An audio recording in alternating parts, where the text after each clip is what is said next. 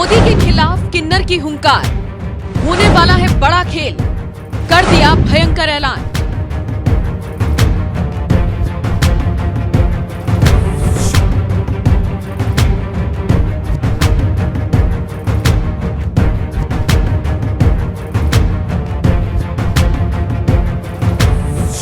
देश में होने वाले लोकसभा चुनावों की सरगर्मियां तेज हो गई हैं। तमाम राजनीतिक दलों ने अपने अपने प्रत्याशियों की लिस्ट जारी कर दी है।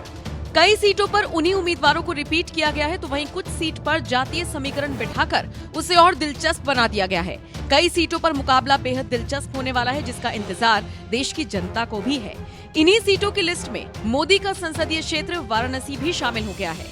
भले ही राजनीतिक विश्लेषकों के साथ साथ आम जनता भी ये बात मानकर चल रही हो कि वाराणसी सीट पर मोदी की एक तरफा जीत होगी, बाकी सब तो बस ऐसे ही लड़ रहे हैं, लेकिन मोदी को टक्कर देने के लिए इस बार मैदान में एक किन्नर भी उतरी है।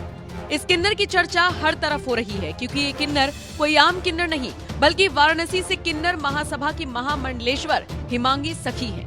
हिमांगी सखी को अखिल भारतीय हिंदू महासभा की तरफ से वाराणसी से टिकट दिया गया है। सबसे पहले हिमांगी सखी 10 अप्रैल को काशी विश्वनाथ के दर्शन करेंगी और उसके बाद वो अपने चुनावी प्रचार प्रसार की शुरुआत करेंगी। अब सोचिए, एक तरफ देश के प्रधानमंत्री नरेंद्र मोदी बीजेपी के टिकट से मैदान में हैं, तो वहीं दूसरी तरफ इंडिया गठबंधन की तरफ से कोई नाम फाइनल नहीं हुआ है।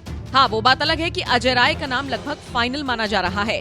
और इसी बीच अब स्वामी चक्रपाणी के नेतृत्व वाली अखिल भारतीय हिंदू महासभा की तरफ से हिमांगी सखी को मैदान में उतार दिया गया है।